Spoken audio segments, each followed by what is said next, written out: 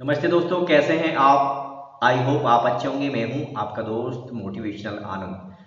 मित्रों, आज हम बात करते हैं कि कभी कभी इंसान इतने निराशा भरे माहौल में पहुंच जाता है, ऐसी स्थिति में पहुंच जाता है कि वो खुद नहीं समझ पाता कि इन हालातों में क्या किया जाए। बहुत ज़्यादा परेशान हो जाता है कभी कभी इंसान। आज हम इसी टॉपिक पर बात करते हैं। एक बार की बात है, किसान था।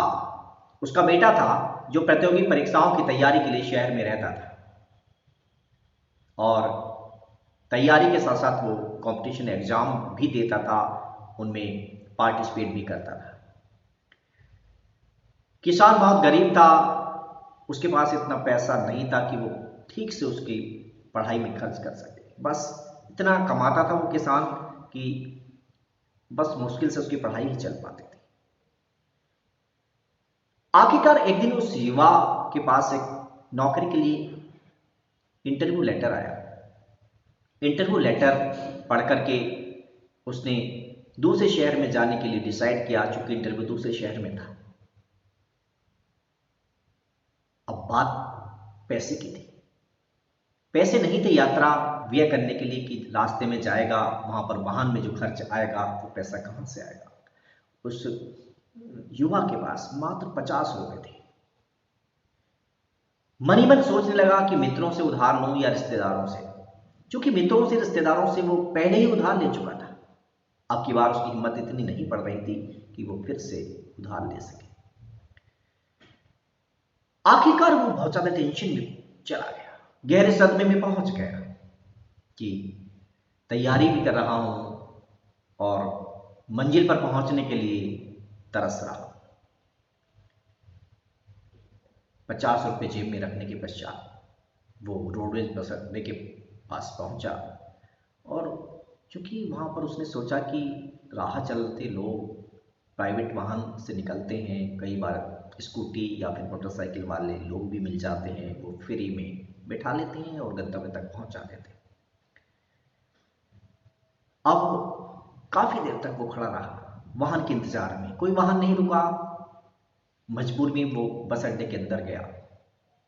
वहां पर बसों के जो टिकट्स थे, वहां उसने कंफर्म किया वो बहुत ज़्यादा महंगे थे। उसके पास इतने पैसे नहीं थे कि वो बस का टिकट खरीद सके और अपने इंटरव्यू को देने वो वहां से चला गया।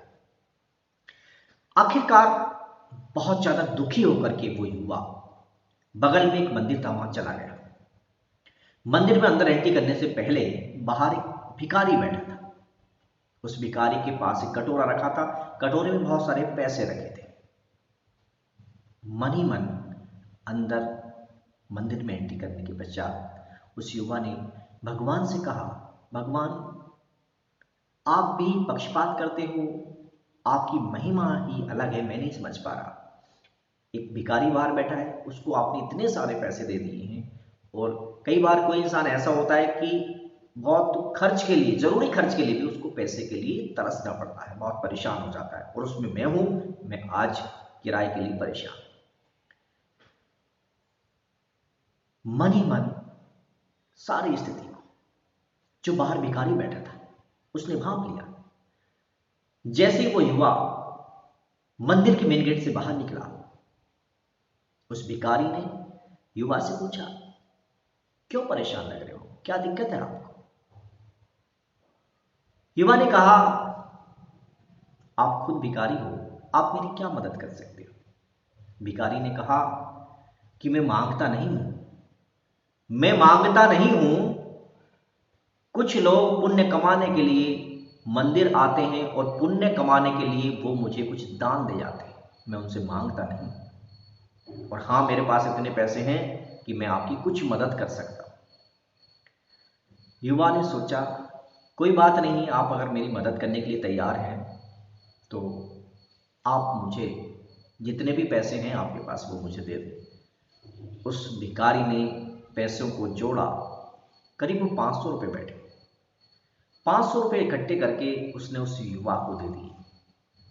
युवा ने भिखारी से कहा, आपने मुझे 500 रुपये दिए हैं, मुझे इंटरव्यू में जाना है और इंटरव्यू देने के पश्चात शाम को मैं वापस आऊंगा। और आपसे आकर के मिलूंगा। और हाँ, जब मेरी जॉब लग जाएगी मुझे वहां से अर्निंग होगी और मैं आपके पैसे वापस कर दूंगा। भिखारी ने कहा, मुझे पैसे वापसी की कोई ज़रूरत नहीं है, मुझे क्या करना है पैसे का, मैं एक वक्त की रोटी खाता हूँ, कभी कभी बीमार रहता हूँ और मुझे मोह माया से कोई मतलब नहीं है। आखिरकार युवा इंटरव्यू देने के लिए वहां से चला गया। जब शाम को युवा वापस आता है इंटरव्यू देने के पश्चात, उस जगह पर पहुंचता है जहां वो भिखारी मिला था। देखा वहां पर बहुत ज्यादा भीड़ थी, बहुत लोग इकट्ठा थे। उन लोगों से उसने पूछा, इतनी भीड़ क्यों है, क्या बात हुई है यहाँ पर? लोगों ने कहा, एक भिखारी जो बैठता था यहाँ पर, उसकी डेथ हो चुकी है। युवा मन ही मन बहुत परेशान हुआ, कहने लगा, भगवान ये क्या किया? जिस आदमी ने मेरे बुरे वक्त में साथ दिया, वो फरिश्ते के रूप में मेरे सामने आया, आज उसकी डेथ हो गई, मैं उसको ठीक से धन्यवाद भी नहीं दे सका, बहुत बुरा हुआ। जो भीड़ थी वहां पर, उनमें से एक व्यक्ति ने कहा कि हो सकता है बेचारा भिखारी पैसे की वजह से, पैसे ना होने की वजह से दवाई ना खरीद सका हो और दवाई ना होने की वजह से इसकी डेथ हो गई। उस युवा ने मन ही मन सोचा, भगवान कुछ लोग अजीब होते हैं, अपनी परवाह न करते हुए भी, अपनी जरूरतों को ना समझते हुए भी दूसरों की बुरे वक्त में मदद कर देते हैं। बेचारा बीमार था, बीमारी की हालत में उसने मुझे पैसे दिए, दवाई नहीं खरीदी। धन्य है ऐसे लोग। मित्रों, ऐसे लोग बहुत कम मिलते हैं जो दूसरों की मदद करते हैं, किंतु जो दूसरों की मदद करते हैं, ईश्वर उनकी मदद करता है। कहानी से सीख यही मिलती है कि जब कभी भी आपके सामने अंधियारा आ जाए, रास्ते चौक नजर आए, कोई भी समाधान न दिखाई दे, तो सारी परेशानी, सारी समस्या ईश्वर को सौंप दे। ईश्वर किसी को भी फरिश्ते के रूप में आपके पास मिल जाएगा, वो आपकी मदद करेंगे। ईश्वर जरूर मदद करते हैं ऐसे बुरे वक्त में। कभी हिम्मत नहीं हारनी चाहिए हम लोगों को। आशा करता हूं आपको ये वीडियो पसंद आई होगी। मित्रों, अगर आपको वीडियो पसंद आई हो तो प्लीज आप इस वीडियो को लाइक कर दीजिएगा और जो भी आपके मित्र हैं उनको शेयर भी कर दीजिएगा। ऐसी ही कहानी के साथ हम फ्यूचर में आपके साथ हाजिर होते हैं। तब तक के लिए नमस्कार।